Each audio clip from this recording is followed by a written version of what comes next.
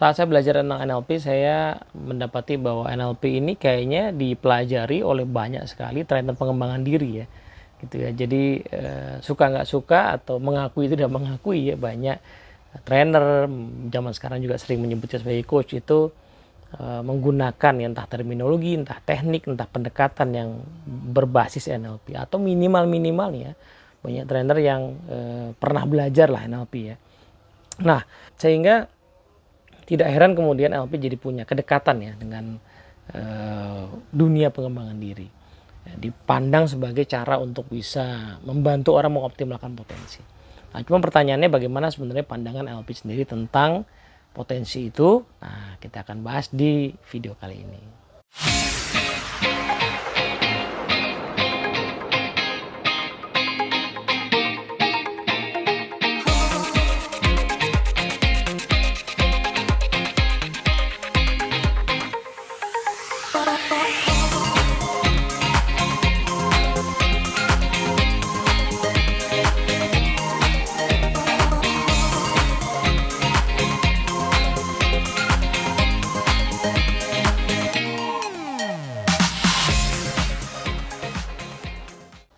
Oke, assalamualaikum warahmatullahi wabarakatuh. Halo teman-teman semua. Ini adalah video lanjutan tentang filosofi NLP. Ya, di beberapa video sebelumnya sudah saya bahas tentang the map is not the territory dan konsekuensinya.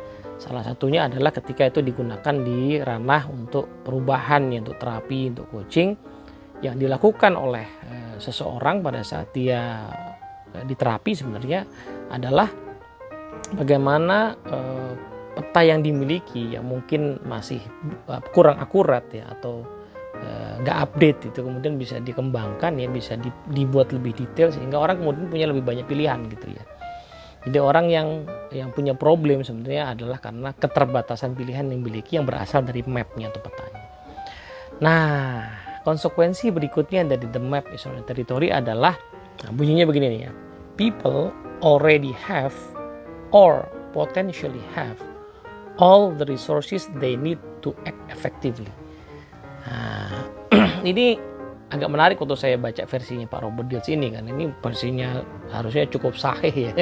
Nah, Pak Robert Dilts ini sebenarnya bisa dibilang pelopor dari bahasan tentang presuposisi di NLP karena Bandler dan Kinder konon katanya juga nggak terlalu concern ke situ ya. Jadi Robert Dilts kemudian yang merumuskan sebenarnya ada apa aja sih presuposisi NLP itu. Nah, kalimat yang sering kita temukan agak sedikit beda. Jadi kalau kalimatnya bunyinya nggak begini. Kalimat yang sering kita temukan biasanya adalah orang punya semua yang dibutuhkan untuk sukses. Nah, gitu bahasanya. Tapi menariknya di sini tidak demikian bunyinya. Di sini bunyinya adalah orang itu punya atau setidaknya punya potensi ya, untuk memiliki semua sumber daya yang dibutuhkan supaya bisa bertindak secara efektif. Jadi bukan suksesnya yang jadi ujung, melainkan adalah tindakannya. Nah, saya merasa ini kayaknya lebih make sense ya, karena sebenarnya kesuksesan itu kan keberhasilan kita mencapai sesuatu. Nah, itu agak susah ya kalau dibilang bahwa kita punya segala hal untuk sukses ya, karena sukses itu sendiri merupakan sebuah hasil yang punya banyak variabel, punya banyak penentu, misalnya kesempatan ya kan gitu. Jadi kalau kita sudah melakukan sesuatu tapi kesempatannya belum ada ya nggak akan langsung sukses juga gitu. Memang betul bahwa dia mengatakan sukses itu ya didapatkan oleh mereka yang siap ya. Tapi siap saja kan nggak cukup ya, harus ada kesempatannya juga, yaitu misalnya ya. Jadi kesuksesan tidak sepenuhnya atau masih banyak tidak ada dalam kendali kita, tapi tindakan yang mengarahkan kita untuk mencapai sesuatu ya itu lebih berada dalam kendali kita. Nah, disitulah ya presuposisi ini menemukan tempatnya gitu. Bahwa dalam pandangan NLP orang itu punya sumber daya yang diperlukan untuk bertindak secara efektif. Jadi kita nggak bisa menyerahkan diri kita kepada takdir untuk urusan tindakan gitu ya. Ya gimana, saya kan nggak bisa apa-apa. Ya gimana, saya kan nggak punya kemampuan. Loh, kemampuan itu datangnya dari belajar, dari latihan. Ya kan, kalau nggak pernah belajar, nggak pernah berlatih, ya pasti nggak punya kemampuan, gitu kan. Jadi bukan nggak punya kemampuan, tetapi saya belum melakukan tindakan yang efektif untuk memiliki kemampuan. Nah, sumber dayanya apa yang dikatakan sudah dimiliki di sini atau sudah sumber dayanya sebenarnya adalah pikiran dan perasaan itu sendiri ya. Kalau di dalam gambar ya human model of the world, maka tindakan itu dipicu oleh yang namanya state ya, internal state, itu state of mind ya. Nah, state of mind ini dipicu lagi oleh atau dipengaruhi ya, saling mempengaruhi lah dengan pikiran kita atau internal representation kita atau map kita itu.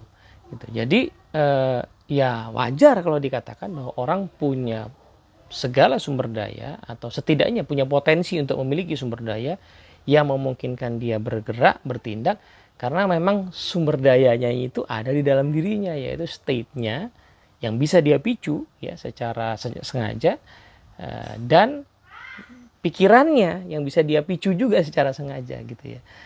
Nah, jadi kita nggak bisa mengatakan bahwa saya nggak bisa berbuat apa-apa, saya nggak bisa bertindak apa-apa. Kalau kita masih bilang bahwa ya saya sudah berusaha tapi tindakannya belum ada hasilnya, itu masih mending ya.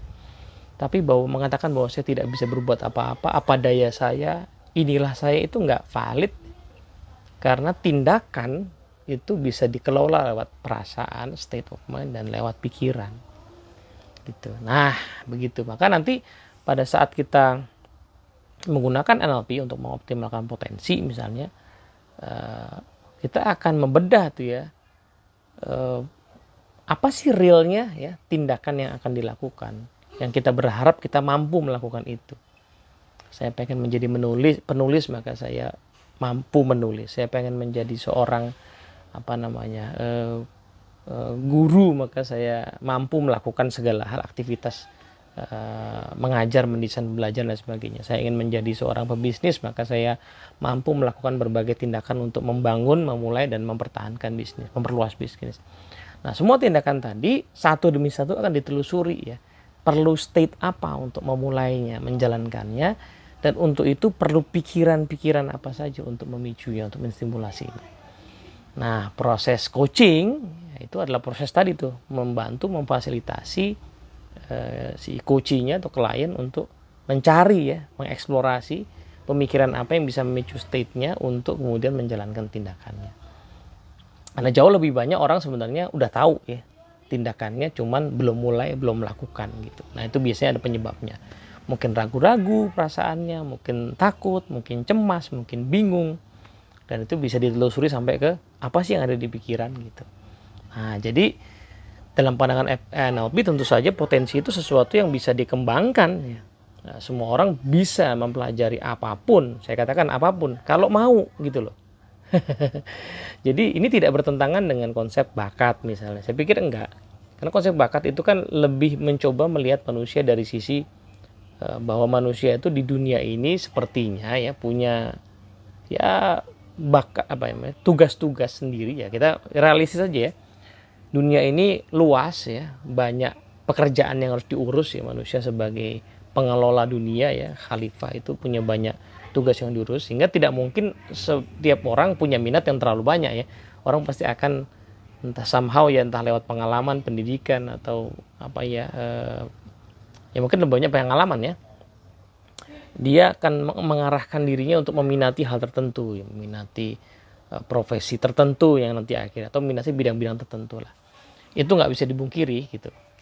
Nah, tetapi kan kita nggak betul-betul tahu ya sampai kita melakukan kan gitu. Ya, nggak ada orang yang bisa membaca langsung ya sidik jari orang gitu atau tes darah lalu, oh ini bakalan jadi dokter nih gitu, ini bakalan jadi engineer nih, nggak ada yang tahu gitu. Dia harus menjalani kehidupan, harus belajar sesuatu dulu, lalu memunculkan minatnya gitu, menemukan, melihat, mengobservasi, oh saya punya minat nih kayaknya di bidang ini, lalu mengambil tindakan, kan ujung-ujungnya begitu ya. Nah, jadi dalam rangka mengambil tindakan itulah maka presuposisi NLP ini bekerja gitu, bahwa orang punya sumber daya yaitu state-nya, pikirannya, untuk menjalankan tindakan yang diperlukan supaya nanti bisa bertindak dan mencapai hasil gitu. Nah, kalau mau bisa nggak saya jadi seorang geologis misalnya gitu? Kalau mau bisa, masalahnya saya nggak mau gitu ya. Bisa nggak saya jadi seorang seorang pakar security, pakar keamanan gitu ya? jadi seorang militer ya, tentara. Bisa kalau mau, masalahnya saya nggak mau gitu. Nah, begitu juga dengan orang-orang yang di bidang itu ya. Nah, bisa nggak dia mengubah hidupnya 180 derajat menjalani peran yang lain ya? Bisa kalau mau gitu. Masalahnya kan dia belum tentu mau gitu. Nah gitu teman-teman semua ya. Nah tentu saja ini tidak langsung mengatakan bahwa orang itu akan langsung pasti berhasil ya. Langsung pasti bertindak, karena itu perlu proses. Nah, dalam perjalanan dia membangun ya keahliannya lewat tindakan-tindakan itu, nah ini ada presupposisi NLP lain ya, yang mengatakan begini bunyinya, people make the best choices available to them, given possibilities and the capabilities that they perceive available to them from their model of the world. Ya. Jadi orang itu membuat pilihan berdasarkan possibility ya, kemungkinan-kemungkinan dan kemampuan-kemampuan yang tersedia bagi mereka saat itu. Jadi kalau saya belum bisa jadi seorang pengusaha misalnya, itu bukan karena saya nggak bakat, bukan karena tidak cocok dengan garis tangan saya, dengan tanggal lahir saya, bukan. Tetapi karena saya punya kemampuan untuk saat ini yang memang belum kompatibel dengan pekerjaan seorang pebisnis. Gitu. Jadi kenyataan bahwa saya nih masih jadi karyawan misalnya gitu ya, belum memulai bisnis ya, karena segala kemampuan yang saya miliki masih seputaran itu. Saya belum membangun kapabilitas sehingga saya belum melihat kemungkinan-kemungkinan lain gitu. Nah, gitu. Ini salah satu cara memahaminya ya, presupposisinya. Jadi gimana dong kalau seandainya saya mau jadi bisnis? Ya harus dimulai ya. Harus dimulai usaha, tindakan untuk membangun kapabilitas supaya saya bisa melihat kemungkinan-kemungkinan itu. Nah, itu kalau aplikasi dari presupposisi ini dalam konteks coaching ya gitu, atau pengembangan diri. Agak menarik juga kalau kita cermati implementasinya dalam konteks terapi ya. Karena di sini ada lanjutannya ya. Any behavior, no matter how evil, crazy, or bizarre, it seems is the best choice available to the person at that point in time. If given a more appropriate choice within the context of their model of the world, the person will be more likely to take it. Nah, jadi karena tadi ya orang itu hanya bertindak, ini kan kaitannya sama law of requisite variety ya. Orang hanya bertindak based on possibility yang dia lihat, kemampuan yang dia miliki. Nah, maka perilaku seburuk apapun ya, segila apapun, itu sebenarnya juga lahir dari situ. Jadi orang yang gila banget ya, kerjaannya nyuri ya gitu ya, maling, rampok, itu ya karena dia hanya melihat pilihan itu. Kita sebagai orang yang tidak terlibat dalam perjalanan hidupnya dia melihat nggak mungkin lah, banyak kerjaan lain yang halal. Iya, itu kan kita. Tapi kalau menengok kepada map yang dia miliki, dia belum melihat itu, dia belum punya capability itu. Makanya kalau saya nggak salah ingat ya, ada yang mengatakan 1 dari 3 kalau nggak salah ya, jumlahnya 1 dari 3 narapidana di Amerika itu, saya nggak tahu ini datanya valid sampai sekarang apa nggak, tapi pernah saya baca 1 dari 3 narapidana di Amerika itu kembali lagi ke penjara maksimal 2 tahun. Jadi setelah keluar penjara gitu ya, 1 dari 3 itu balik lagi, masuk penjara lagi karena melakukan kejahatan lagi. Nah itu penyebabnya salah satunya karena memang ya ternyata pada saat keluar itu mereka nggak punya kemampuan lain gitu. Bahkan mereka nggak punya lingkungan lain gitu. Makanya kemudian ada satu kriminolog namanya Mimi Silbert ya, kalau nggak salah Mimi Silbert itu bikin satu komunitas namanya Delancey Street gitu. Nah itu komunitas yang tugasnya adalah mengajak tadi para napi untuk tinggal di komunitas itu selama 2 tahun, bekerja, bangun skill, kemampuan, termasuk membentuk lingkungan baru gitu ya, supaya kemudian mereka punya hal yang lain, hal yang baru untuk dikerjakan setelah itu. Jadi 2 tahun aja tuh. Nah, ini nanti salah satu presupposisi yang mendasari misalnya teknik namanya six steps reframing gitu ya. Six step reframing itu teknik yang mengajak kita yang mungkin memiliki satu, biasanya dipakai untuk kebiasaan buruk ya, kebiasaan buruk yang susah untuk dihilangkan.